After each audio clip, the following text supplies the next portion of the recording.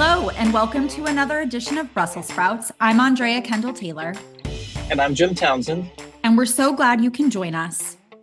On May 14th, Georgia's parliament passed a controversial law which requires media and nonprofit groups to register as, quote, pursuing the interests of a foreign power, unquote, if they receive more than 20% of their funding from abroad. The law mirrors a similar law introduced in Russia in 2012, which has been used to crack down on NGOs and other organizations deemed to be critical of the Kremlin. Many in Georgia view this law as a similar attempt to restrict freedom of speech and reduce the space for civil society. Weeks of mass protests in Tbilisi followed the vote in parliament, some of which were met with a harsh response from the security services. Relations between the Georgian government and the EU and US have deteriorated, and on 24 May, the US announced it was reviewing its bilateral cooperation with Georgia and imposing visa restrictions on some individuals. Last year, Georgia was granted official EU candidacy, but the bloc has already said that the new law is incompatible with membership of the EU.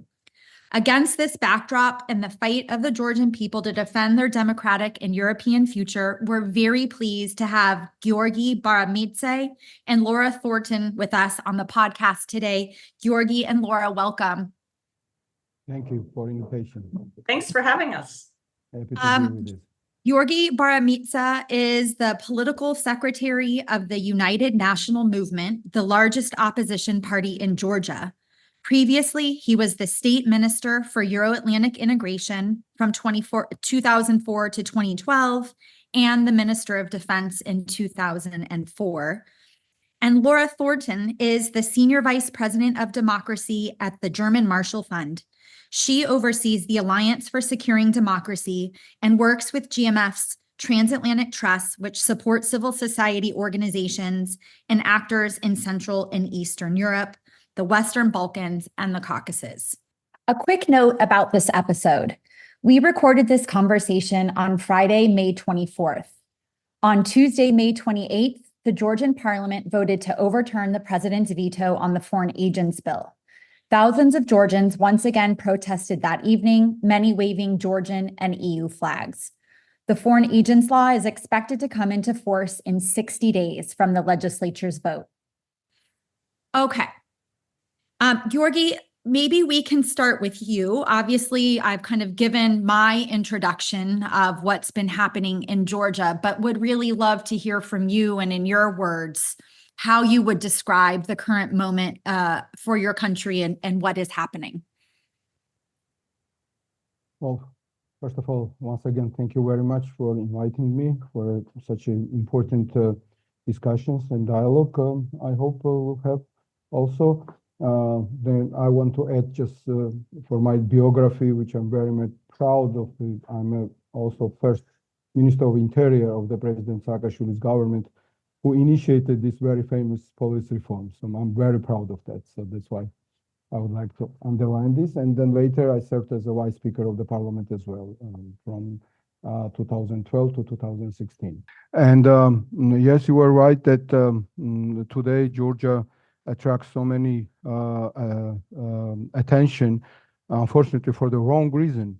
Instead of talking about Georgia's real perspective for NATO membership, EU perspective, now we are obliged to speak about the problems that Georgia's government, not any other government like in NATO or European Union, creating for the Georgia's membership. So it's really absurd and nonsense. Before, in 2008, in Bucharest summit, we've been facing, obstacles from different NATO states, and unfortunately, we are today in the situation when we have promised to join NATO, but this promise never been fulfilled. And of course, Putin used this against Georgia and against Ukraine. President Saakashvili then, which is now still unfortunately sitting in jail for nothing, because not for nothing, but because he dared to resist Putin's aggression in 2008, and because he dared to predict that After Georgia will be Crimea, and after Crimea will be East Ukraine. So this happened exactly what he said. And unfortunately, we have the same situation, the struggle between Russia and the rest of the civilized world, as we have in Ukraine, except they're not being used the tanks, artillery, and HIMARSs. The rest of the elements of the war, of this hybrid war, is there in Georgia. And in 2012, Putin, after the unsuccessful attempt to take over Georgia, overthrow the President Saakashvili's government, they managed to use these methods of the psychological and disinformation warfare, and managed to take to the power ethnic Georgian but Russian oligarch Bidzina Ivanishvili and his team, which is, by the way, worth to mention that all of those political parties who were together with Ivanishvili then in 2011-12 up to 2016 left his coalition with the statement that Ivanishvili is pro-Russian, he's doing Russian job, he is anti-Western, and he's betraying Georgia's national security interests. Every then Minister of Defense, like Irakli Alasania, Tina Khidashvili, Ministers of Foreign Affairs, declared that, and every party, Republican Party, Free Democrats, Conservatives, and others left Ivanishvili's coalition. Since that time, we are saying, and President Saakashvili and UNM, that we are dealing with Putin. We are dealing with Putin's puppets. And their goal is to turn Georgia's security and foreign affairs the vector toward Russia, not to become not to become EU and NATO members. So unfortunately, we appear to be right. Not many people believed then, but since probably last year, especially last couple months, everybody understood that we were right. All masks are off. Last year, as you said, they introduced this notorious law, which was introduced by Putin in Russia, foreign agent law. And then they back up because they saw the very strong reaction from the society, especially young people. But now, a bit more than a month ago, Mr. Kobakhidze, current prime minister, said that now we are more prepared, and he's right. So they prepared their own infrastructure, including PR infrastructure, including their own, let's say, mobilization of their own internal resources. By the way, also those members of parliament who are now voting unanimously for this law. But previous time, in last year, a few MPs didn't vote for this law, and they've been kicked out from parliament. So they mobilized themselves now. Also, they mobilized their own repressive mechanisms, including police, special forces, special units for beating young people, and not only politicians, NGO activists and journalists. And now they are indeed much more well prepared. But I think they have not anticipated as strong reaction as now we see from the West. Similar to what Putin did not expect it while attacking Ukraine, they did not expect that West will be united in support of Ukraine. So thanks God we don't have a necessity to help us with artillery and tanks, but rest certainly measures must be taken in order to defeat Putin, and Putin is in Georgia, as we have to defeat Putin and Putinism and Putin's aggression in Ukraine. Absolutely similar things, absolutely similar paradigm. Ukraine is also a Black Sea country, Eastern European country, of course, is much bigger and much more important, but Georgia together with Ukraine also very much important. Giorgi, We appreciate. that was really helpful. Laura, he put a lot on the table. So feel free to add to, respond to what you heard, but also, I mean, you've been such a long time Georgia watcher. I should have mentioned in the introduction, you spent how many years were you living there? 7 years living there. 7 glorious years. Yeah. So, I mean, just to hear your take on where we are and how, the salience of this particular moment for Georgia. Absolutely. I mean, I think Giorgi covered one of the sort of zooming out, sort of the bigger picture here. I've written actually recently about that this isn't really about the law. The law is a symptom of a much greater illness. Exactly. And I think two of the major reflections that the things that the law represents that are intertwined. One is what Giorgi described, which is this is a complete reversal of what I would say, a flip of the script of who are our friends and who are our foes. And forget what's in the law, the way that Georgian Dream leaders talk about the law, it's all about how the European Union and the United States are adversaries. So even when they falsely equate this law with the United States' FARA, which it's not similar, and we can talk about that, understand that FARA was introduced in the United States to combat malign influence from Nazis. So even in their own comparison, they're drawing a link between sort of the EU and the US and our support to Georgia to Nazi aggression. So meanwhile, there's no discussion of Russia whatsoever. A country actually occupying Georgia is not mentioned, but the EU and the United States are enemies and adversaries.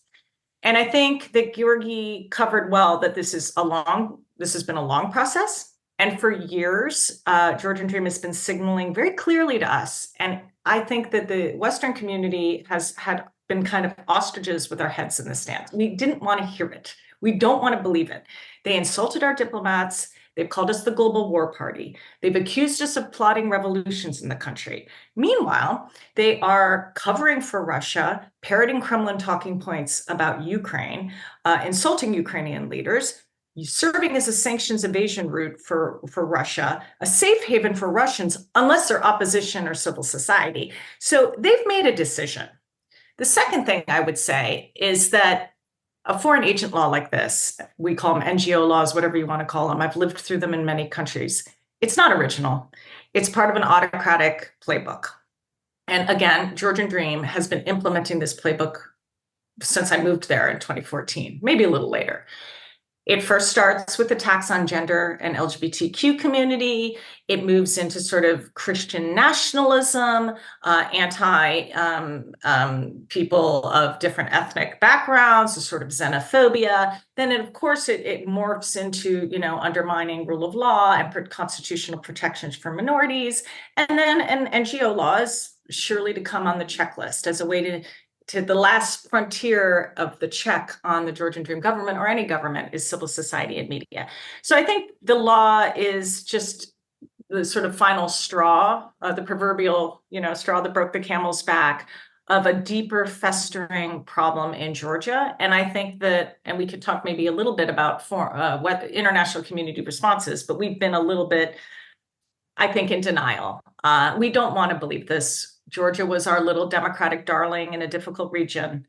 And I'll end here because I'd like to have more of a discussion, but Giorgi puts it into a broader context, which I think is important because Georgia is a small country, not a sort of resource-rich country necessarily, but they're an important country.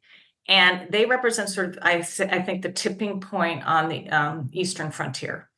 This is the tip of the sphere. We've got Moldovan elections where it's going to be like a 50-50 with an EU referendum and Kremlin going overdrive on information operations in the country. We've got Armenia that's finally kind of unshackled from the Kremlin, but has its own sort of democratic weaknesses, could end in snap elections, et cetera. I mean, we have Georgia that's pivoted, the Georgian government pivoting to the West while its people clearly pivoted to the Kremlin while its people clearly want to join the European Union, want to join NATO, and want to be a democracy. So the Georgian Dream government is waging a war against its own people, essentially, through this law. Okay, I don't even know which direction to take it in. There's many questions, but one question maybe I'll start with, and I want to come back to this divide between government and people and better understand the high level of public support for the pro-Western trajectory. But Giorgi, maybe I'll start with you and There was a sense for a very long time that Georgia was a partner of the United States. And maybe that relationship was deepest in the military domain, but the US had boots on the ground. They deployed with us to Afghanistan.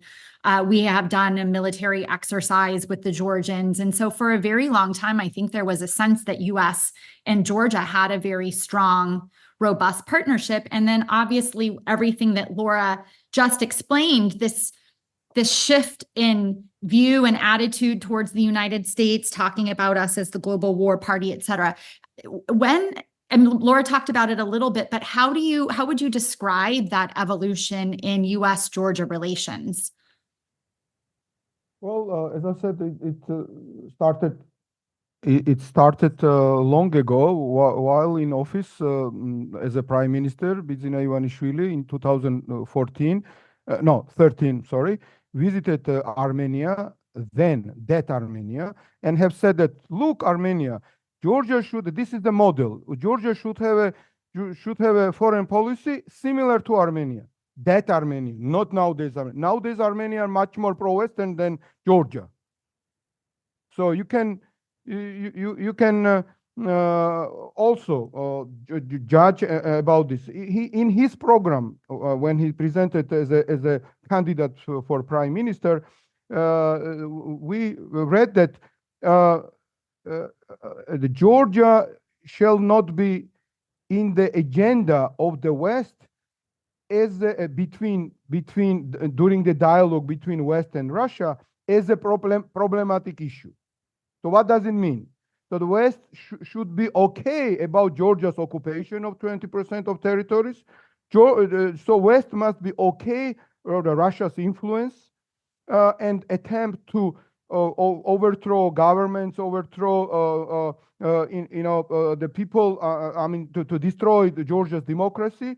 So West should not speak with Russia that they disagree with Russia's attempt to kill Georgia's democracy, Georgia's statehood.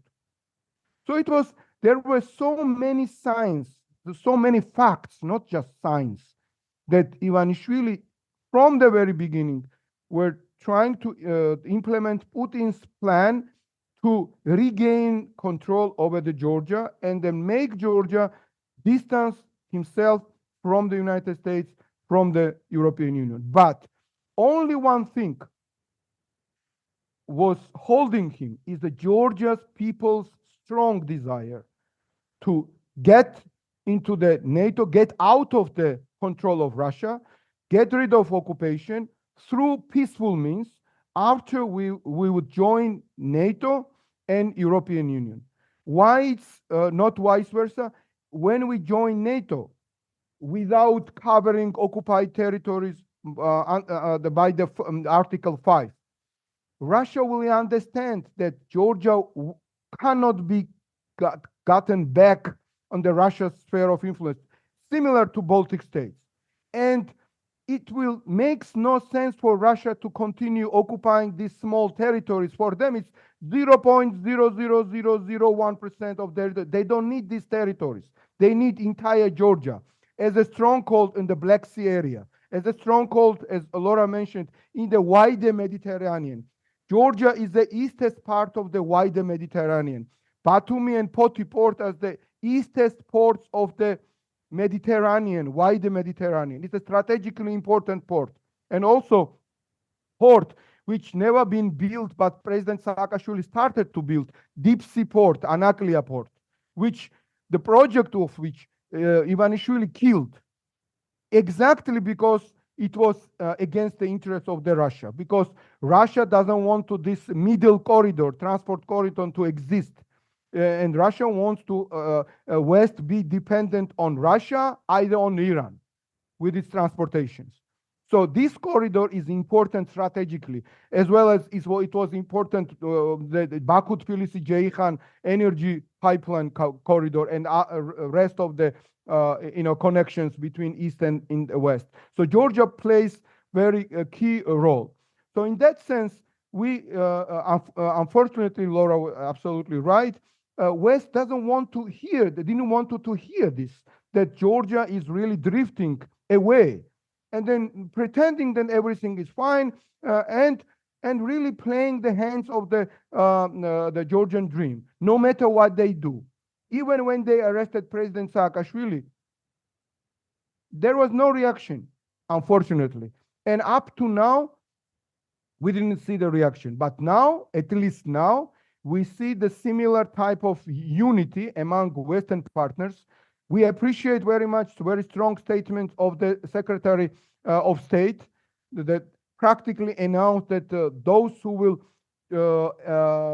most probably overcome the vetoes in parliament will be sanctioned. Their families will be sanctioned. Ivanishvili will be sanctioned. Family will be sanctioned. Also, the instruments that Ivanishvili is using, police, the special forces who are beating people, and also other instruments. And they have to know about this.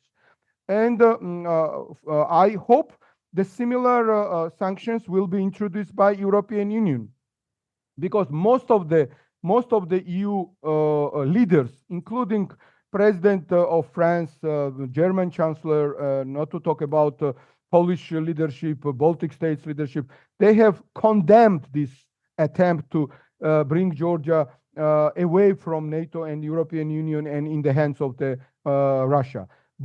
And again, I agree with Laura. This law is just a tip of the iceberg. It's just one remark.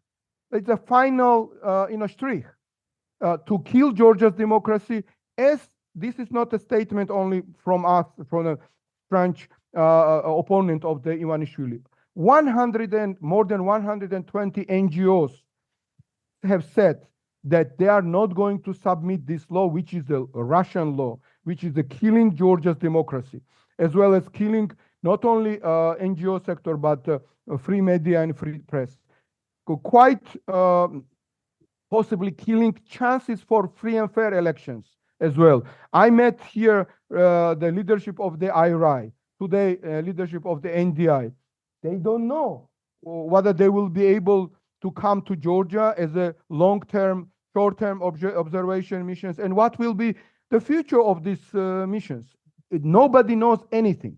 So that's the problem. But fortunately, we have, as I've said, strong support and strong reaction. We have a strong reaction from the House of Representatives, which have prepared already draft of the law, so-called Megobari law. Congressman Wilson, the Helsinki Commission introduced the draft of the law, which will exercise two, let's say, measures like stick and carrot approach for Georgia. So if Georgian Dream withdraw this law, and if free and fair elections will be conducted, then Georgia can come back to the idea which started from the President Saakashvili's and President Obama's time, free trade between two countries. In 2011, there was memorandum of understanding signed by President Saakashvili and President Obama about free trade. So Georgia was in the short list for the free trade with the United States, as well as Georgia can count on visa liberalization with the United States. And if not, so then sanctions will be introduced to those who will do all these things to Georgia and bringing Georgia away from NATO and EU membership and making United States enemy of Georgia artificially. Naming, not making, because one cannot make it. Nobody can make it, because United States is a very strong friend of Georgia, and Georgian people know who is our friend. That United States is a friend, European Union is a friend, EU member nations and countries are friends, and nobody can make them look like enemies or become enemies. Only Georgian Dream and Putin wants to, achieve this goal, but they won't be able to do this.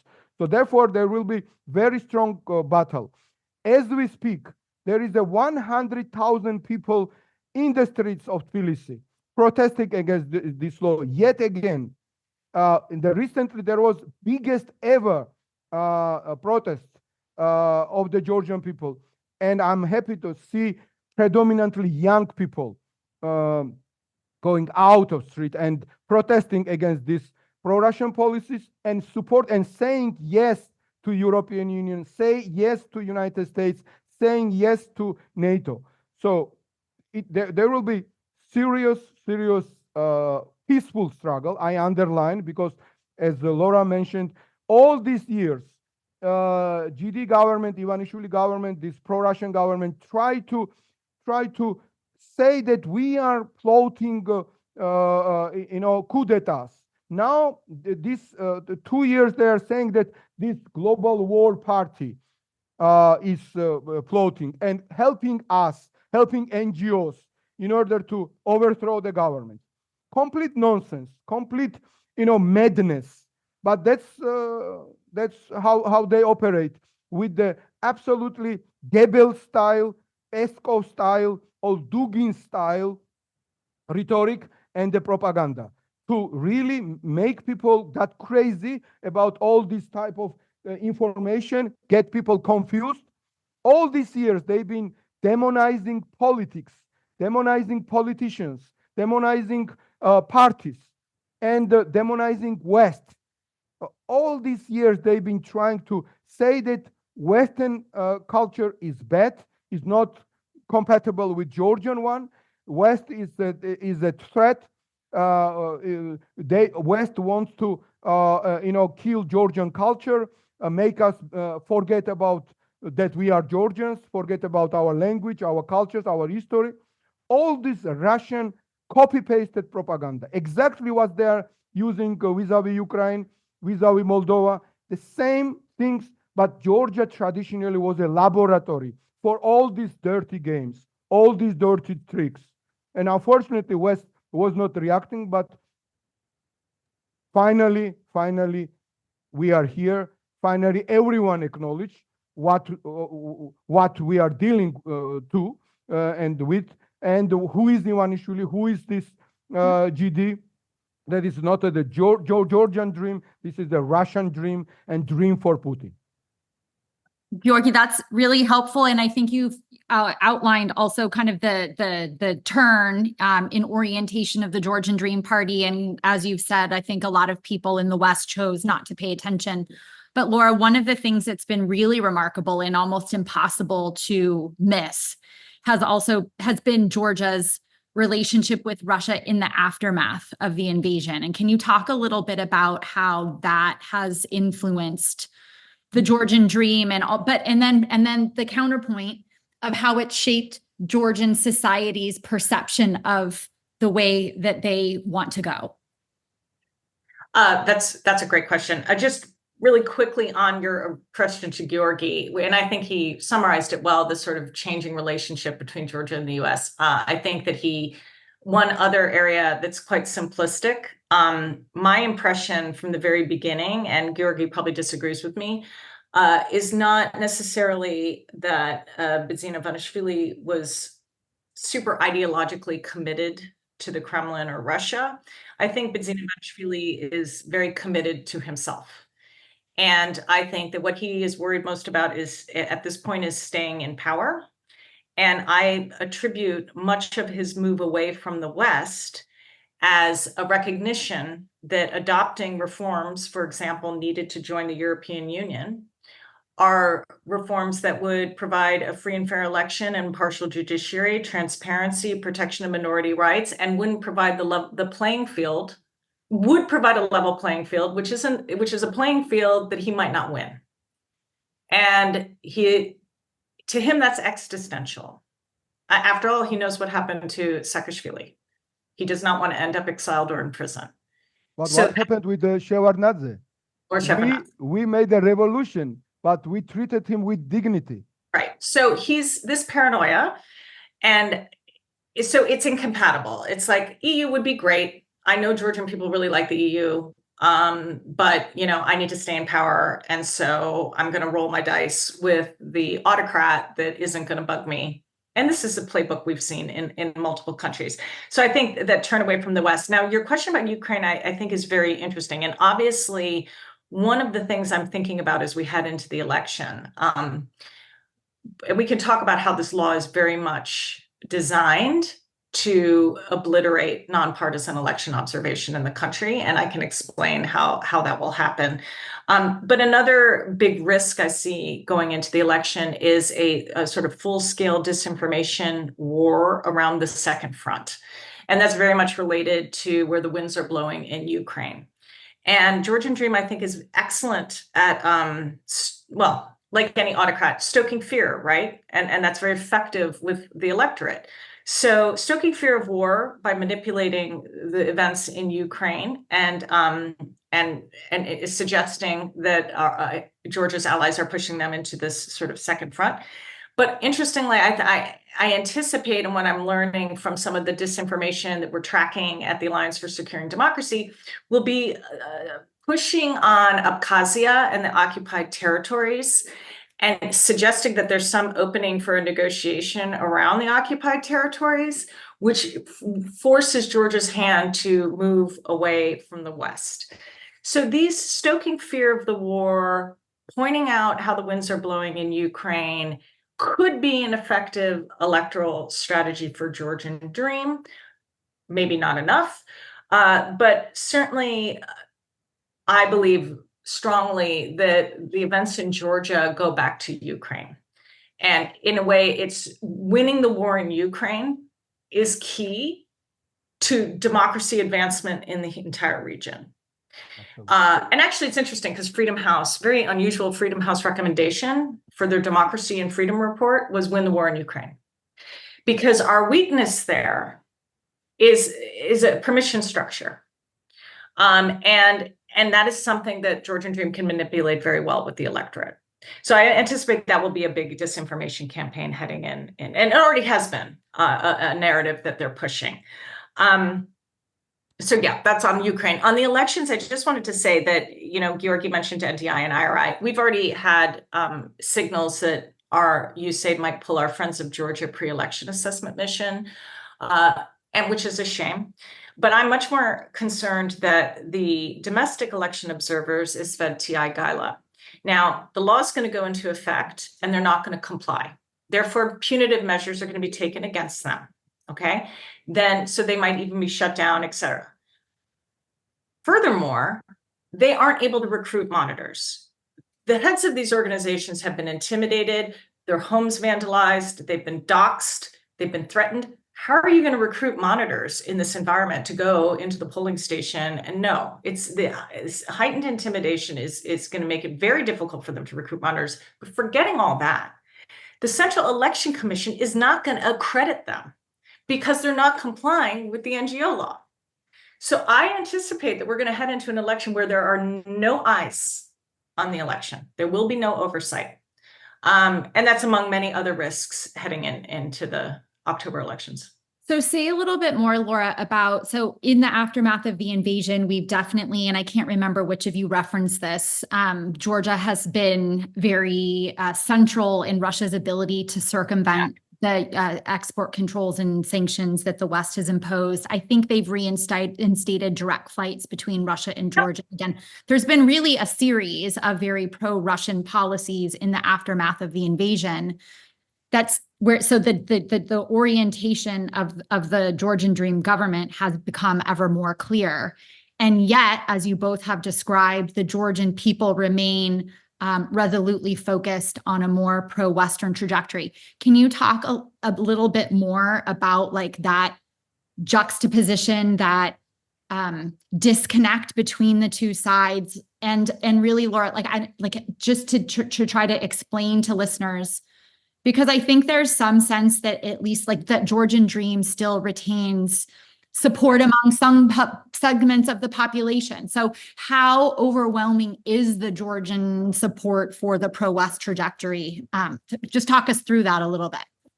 I'd love to. And I spent, when I was in Georgia, a big part of my job, infamously or famously, was doing public opinion polling and focus groups, which made me, loved by some and hated by others. And look, the sort of top line on Georgian support for the EU and NATO is higher than in EU and NATO countries.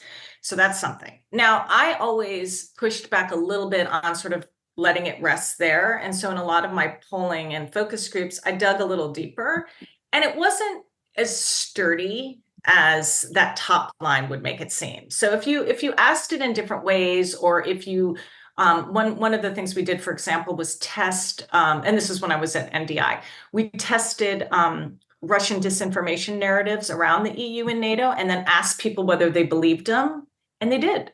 Often, not majority, but you'd say, like, do you approve of the EU? 78% say yes. It's like, do you want ice cream? Yes. But then if you said, do you want to join the Eurasian Union? We still had like 40% be like, yeah, that sounds good too.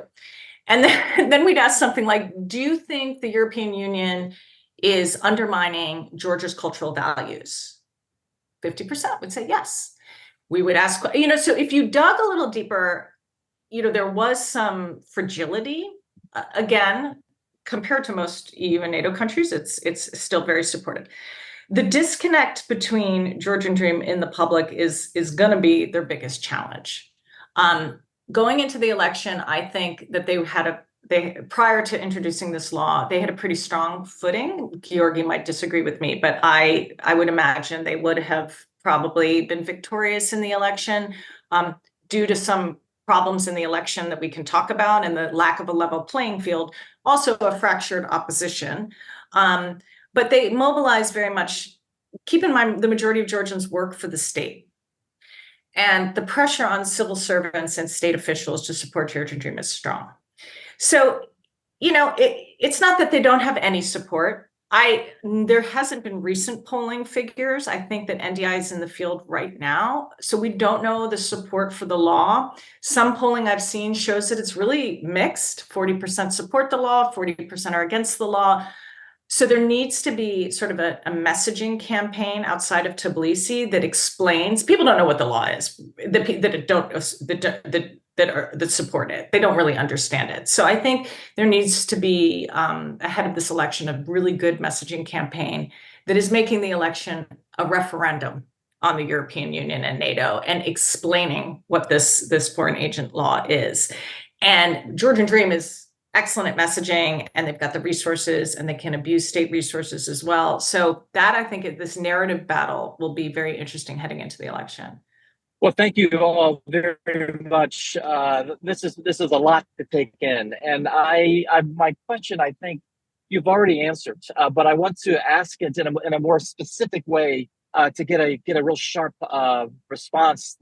Because part of this is this idea that that the U.S. or the West is in denial about Georgia. We're kind of looking on Georgia as we look on the Georgia of the back in the Partnership for Peace days back in the 1990s. And I think, Andrea, you were getting to that. And I was part of that. I remember it so well. And for me, it's hard to think of Georgia any other way than the Marines in Georgia training the NCOs that we were starting. I mean, all of that. So one thing that you hear right now a lot is, so once the fighting in Ukraine ends, and you've got this large Russian army, and you've got this aggressive Putin, and you've got a West or a NATO, Europe, maybe still back on its heels, maybe Trump's president, and so when someone paints that scenario, they'll always say, so what's the next target for Putin? Where is he going to go next? Well, usually people say Moldova. Okay, well, that's all right. And then they'll say Georgia.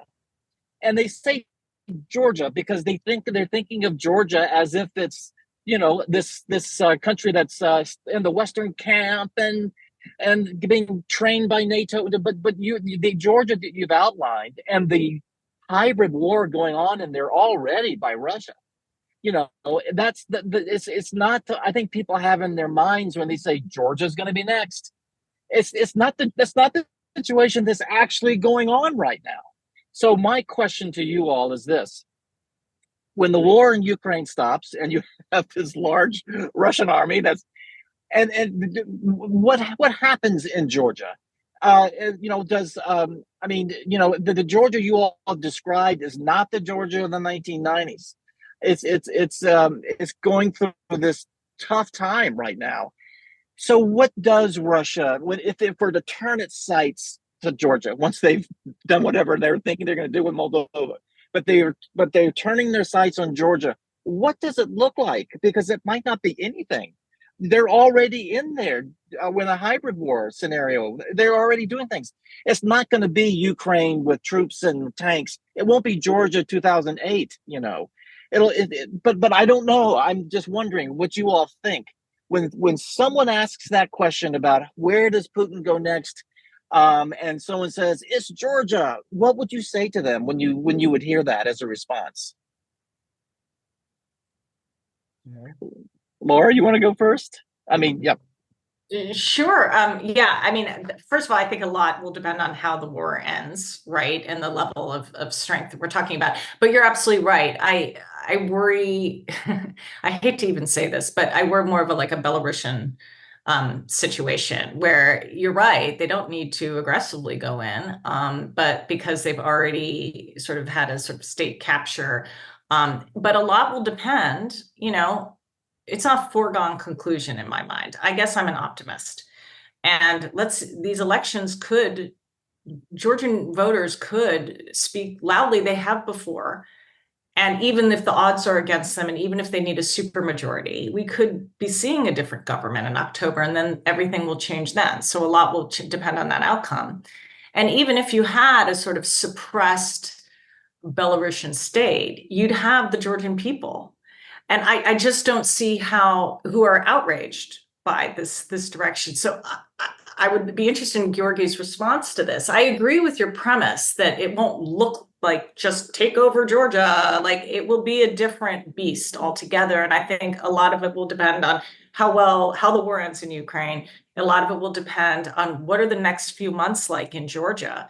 A lot of it will depend on what are the outcomes of the October elections in Georgia.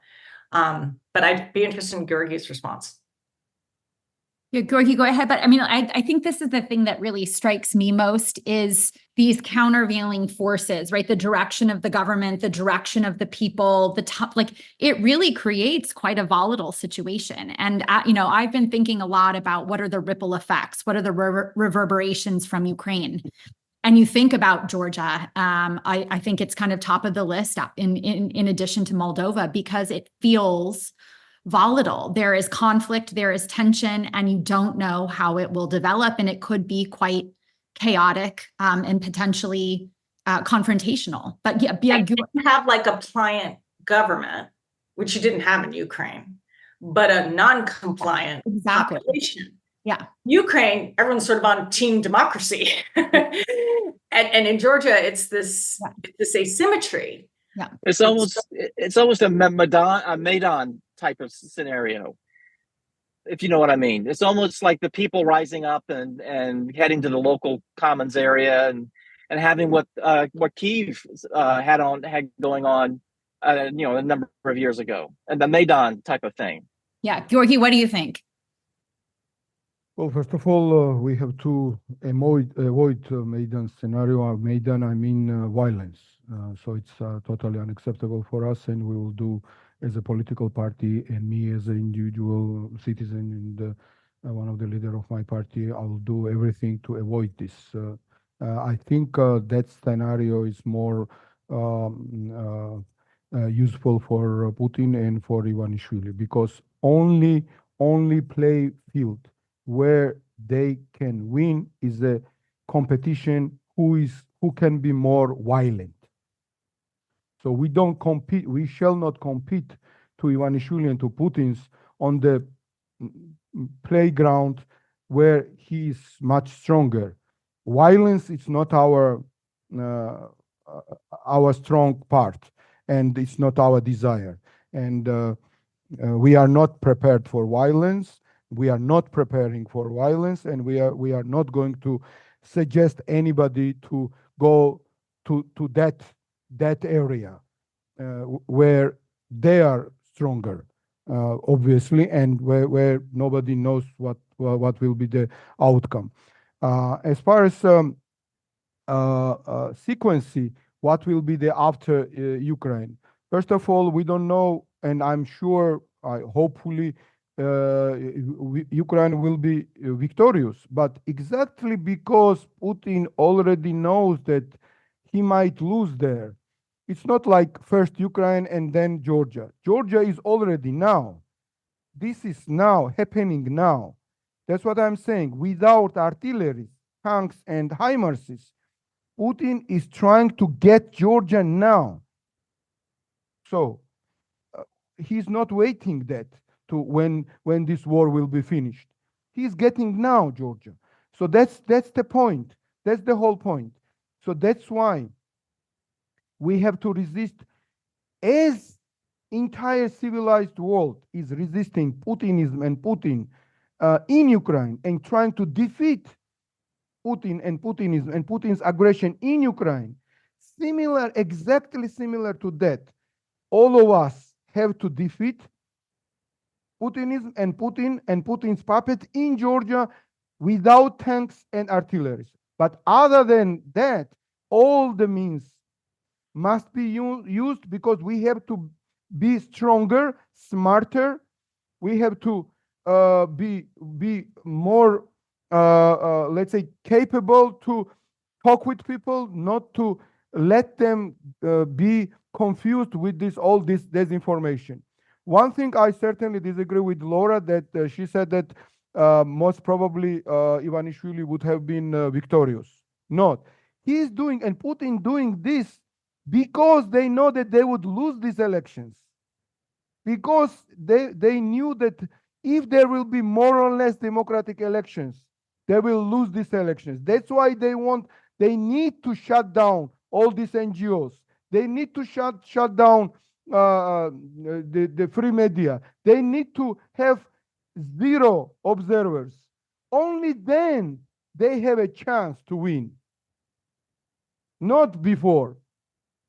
So therefore, and I don't know which public opinion poll showed that they had 50% plus popularity. None. No, I think you're right. It was about 40%. I agree So that it was only 40-60. it was close. And I agree. 40-60 is not close, Laura. No. But what I'm saying is that I agree that they made the decision to introduce this law because they can't leave any shred of weakness. We might disagree Yes. on the edges, Yes. but because people ask me, they're like, we're so perplexed. Why would they introduce this law and cause this huge protest in society and all this anger ahead of the election? And you're right. I think it was this sort of weighing, like, I can't even let the slightest possibility of defeat. We're going to go whole hog, even if it means turning this huge portion of the population away from us. But yeah, it's always really hard to say because, in fact, the majority of people in Georgian always say they don't like any party. So you get the polls and you're like 60% undecided. Well, maybe not majority, but quite a big number, like around 30%. So it's huge a lot number. of undecideds. Yeah. So it's really difficult. And again, I'm not saying that they're winning on their merits. I'm saying they're winning because they have the state. That's why I agree with you. Service and the election code, which we haven't gotten into, but the way they've thwarted the election administration and election legislation, that it's a totally partisan body. It was not like that when I went to Georgia in 2014. And now it is. So all the chips are in their favor. It was going that direction. That's a long the problem. time. But now it's like the complete. Yeah. And now it's up to us, all of us on the ground in Georgia and the international community. We have to play this game, if we wish, or play this peaceful struggle or war in coordination, in concert. We have to help each other to defeat Putinism. So we as the parties, we are committed, United National Movement led by President Saakashvili, in spite of that he's sitting in jail. We are absolutely ready to put our ambitions aside and asking all our colleagues from pro-Western opposition to get united. We are not asking and we are not paying attention who is big, who is small. We don't care about how many MPs we're gonna have next parliament. We don't care about our number. We don't care about our name. We don't care about our color, red. It's about country. It's not about parties. These elections is not about parties. We are strong believers of that, and we are trying to communicate message with our friends. We are together, actually, minimum 7 pro-Western parties, practically every day communicating, every day meeting. We have our, I don't want to disclose everything because many things goes without publicity, but we cooperate very intensively, believe me. So, but publicly, what we urge our friends to have one party list, and exactly what you mentioned, to have this process as a referendum. Who is pro-Western, who is pro-EU and NATO, and who is pro-Russian. That's it.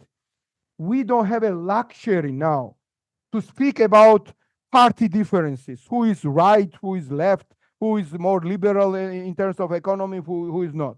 It's a luxury. We don't have this luxury. My personal opinion, after we win this election, hopefully with the Western peaceful legal support, legal in terms of constitution, Georgian constitution and the Georgian law, and emotional support, political support, diplomatic support, whatever. So winning this information war, then we have to immediately, a year after, next year, autumn, have real elections, free elections, free President Saakashvili, because without him freeing, if you have a leader of the biggest opposition party, the first leader and the main leader in jail, how it can be a competitive elections? One cannot call it competitive and fair. So then President Saakashvili free, other parties have their own campaign, competing each other, not fighting Putin, not fighting this disinformation, but fighting peacefully each other's programs, and winning hearts and minds of the people. This should be our goal. This is our view. This is our vision. This is our strategy, what we offer to our friends on the ground in Georgia, our political partners. I'm sure NGOs are willing to help us. This is, by the way, according to the all opinion polls, demand of the Georgian people. Georgian people demanding, get united. Georgian people telling us, stop playing these political games. Stop putting your personal things forward, and put Georgia first. Put Georgia's interest first. Your interest in second and third and hundreds. Get united. Have this victory over this regime, and then we of course, then we do elections, then we do all the reforms as a coalition pro-Western government, 9 precondition for starting negotiations with the European Union. And finally, hopefully, after Ukraine will defeat, and West and entire civilized world will defeat Russia, both Ukraine and Georgia will join NATO. So this is our vision. This is how we see we have to go further. One final question to both of you, and it has become a little bit my hobby horse of trying to correct this narrative that Putin's invasion of Ukraine has been a strategic failure for Russia. Because when you hear it, it's always in the past tense. And the problem for me is that mission isn't yet accomplished. And when you look at what's happening in the Caucasus, it's not inconceivable that we could get through this with Russia having significantly expanded its influence across the region. If things don't go the way that you've outlined, Giorgi, there's a risk, right? And that's why it's so important to have that vision.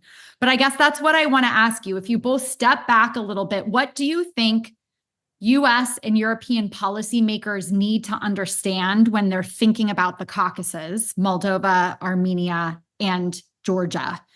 And if you had one or two things, and Giorgi, you've already outlined many of these, one or two things that you think that the West needs to do to prevent that kind of outcome, what would they be? I mean, I do worry a lot about the region and the way that events are going in all of these countries. The risks are high. And obviously, if you've both outlined elections in the fall, both in Georgia and Moldova, it's a really critical time. So when you step back and look at the region and what the risks are in terms of the potential for Russia to grow its influence, what do those risks look like, and what do policymakers need to do to prevent Russia from expanding its influence there? Maybe, Laura, maybe we can start with you. Yeah, I think that's a really good question. I think of it, I know you asked about Russia, but I'm looking at it from an autocratic threat landscape that includes China as well. And I think what we do, and this is normal because, you know, we're busy people, and, you know, we can't focus everywhere all the time, all at once, but we're constantly putting out the fires, and we're not thinking about the embers. So we let everything go too far down the road, and then we're like, panic. Oh my God, we have to clean up this mess. So I guess this isn't new advice, but we know in the democracy world what the warning signs are. We're expert at it. You know, we can see it, we can smell it immediately. We know how the first illiberal act is, we know what it looks like, we know the playbook. And when we see those initial signs, we need to take hold, because a lot of the autocratic threat, in my view, is successful because it has a fragile and welcoming environment. These two go hand in hand. So they're most successful, I think, in countries, and I know, Andrea, you've observed this as well, in countries where there's fertile ground, because democracy is not delivering, because of a rise of sort of cultural values, cleavages in society, because of, you know, inequality, et cetera. All these things make it fresh and available for autocrats and illiberal leaders and strongmen to rise, which then make this autocratic influence more effective. So that's a very sort of high level what I'm seeing, and what we need to do about it is, so act early, act quickly before it gets there, triple down on our investments in democracy programming, civil society, independent media. These are cornerstones of liberal democracy. We are right now, and I know you asked about the Caucasus and the Black Sea region. Look at the Balkans. We can't get a dime to work in the Balkans. China owns broadcasting stations there now. And we're just like, la, la, la, la, la. We can't deal with that because we're over here. So we need to have a strategy that is a lot faster. And I think it has to start with those big basic investments in, you know, civil society, independent media, cornerstones of liberal democracy building. And I'm not saying that from a self-interested point of view, because I'm a democracy organization, but I just really think that we need to do this early. And that includes our ability to get out ahead of these autocrats' most powerful tool, which is information. So if we don't start, and it's not just fact checking, and it's not just like tracking, it's that. It's also preemptive narratives, flooding the zone, using humor, using the tactics of our adversaries to build a belief in liberal democracy, to take back patriotism, to take back religion, to take back all the things we've ceded to autocrats, to build a belief system. And I think that this is where we need to triple our efforts, and we are ceding ground. You know, what you described almost sounds like what we need to do in the United States. I hate to say it, but just on a little bit of a twist. I hate to say it. I am like 100%. Like the warning signs that I see in the Balkans or Tbilisi or whatever, you can see in Omaha, you can see, these are not global South development recipient country problems. These are all of our problems. I agree with and you. Also, I know we're at the end of time, and I don't have a question, but I just wanted to make a comment that a lot of what you laid out in terms of what the U.S. needs to do and what the policymakers need to think about, and they're not having time. I have heard that same prescription so often on Brussels sprouts. You know, they had the bulk to be able to handle a lot of things at once. You know, it wasn't. Well, we're going to do the Balkans, and then we're going to take everybody who does that, and next month we're going to move them over, and they're going to. You know, we were able to handle a bigger workload. And I think right now what you laid out is exactly right.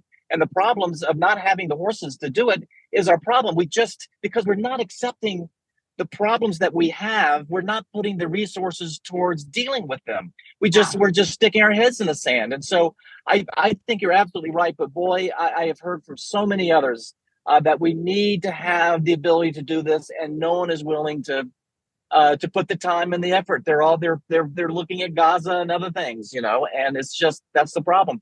But I'll stop there. No, and I just want to foot stomp that because we also quickly graduate places. So I lived in Thailand and they were like, yeah, nothing to see here. It'll be a democracy. I lived there for 6 years. What happened? Coup, military takeover, dictatorship.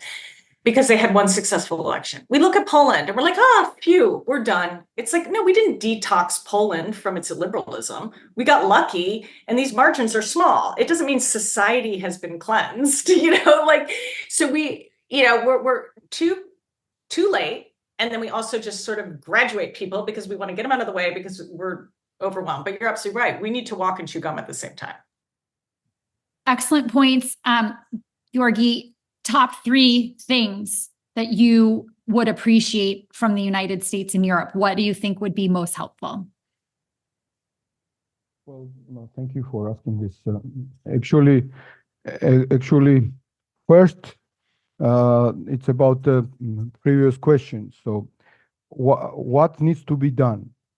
I mean, I repeat myself, but with much more emphasis.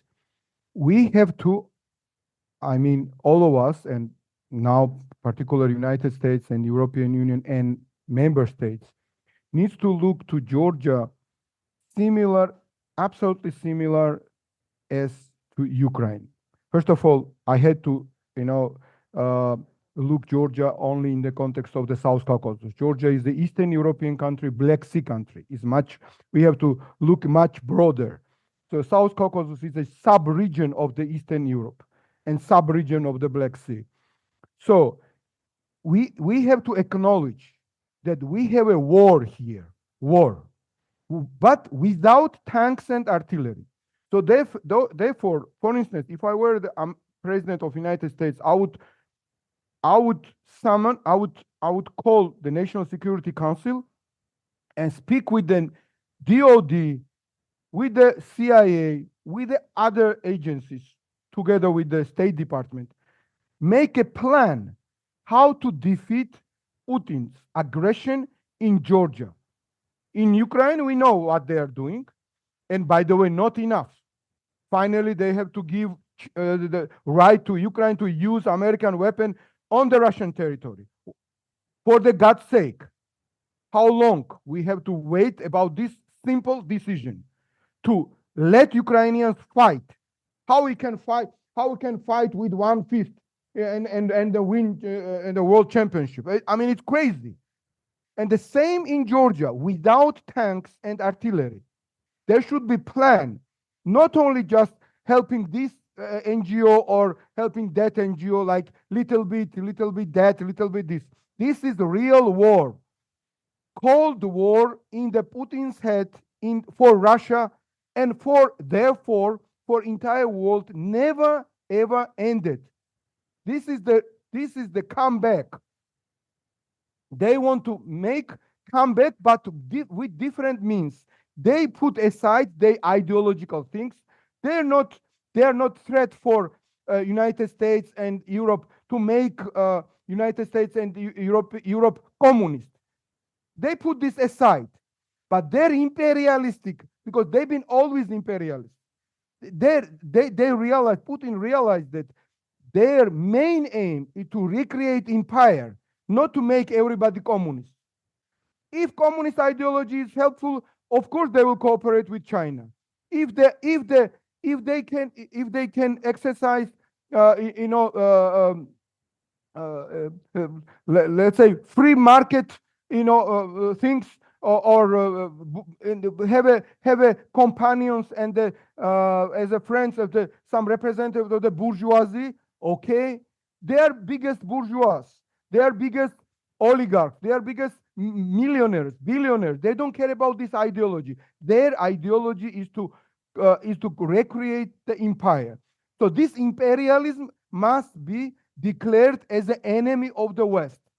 So therefore, all the measures, all kinds of measures, except one, tanks and artillery. Rest, everything must be introduced according also the subsequently all this funding and all the measures must be introduced in order to defeat Putin. Otherwise, of course, the first of all, this disinformation war must be won. Propaganda war that's waging Putin against the West must be met with the adequate force, much bigger force. And of course, it requires real organization, real like a wartime, planning, wartime execution, wartime discipline, and wartime, vision of the strategy and the tactics and how to win this time when the Putin is using even democracies against the nations, free nations, weaknesses of the democracies. In United States, in Germany, in UK, they are using so-called independent parties, independent NGOs, independent TV media. Finally, everyone understood that Russia today is the enemy. Okay. Thanks God. But other means that Putin is using against the West must wake up and understand that this is the war. This is not a game. This is not like Laura said, la la la, I don't want to hear this. I don't want to acknowledge this. I'm comfortable, sleeping well, I'm rich, and everything will be okay. No. This is a real thing. This is a real war. That must be understood. So this is, I think, first. And then rest is just a tactics. Strategically, Western leaders should think strategically. And then rest, of course, whether it's Georgia, Ukraine, Moldova, and other countries, Baltic states, the tactics will come after there will be clear and the right strategy defined. So first strategy, first realization, where we are, what is the status of our relationship with the Putin, that we have this global war with these dark forces against democracy. Because for Putin, democracy is the biggest threat. That's why he didn't want to Georgia succeed. Because Georgia during President Saakashvili's time was world's #1 reformer, thriving, making our economy 4 times bigger, making our state budget 11 times bigger, making different police. I'm the author of this police reform.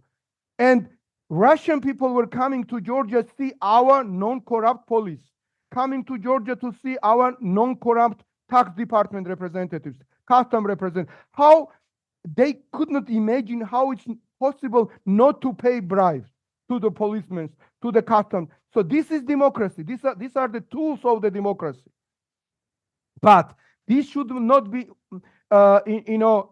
supported by traditional old means. It should be supported by new ways. As a part of this new strategy, win the war against Putinism and imperialism. Wow. All right.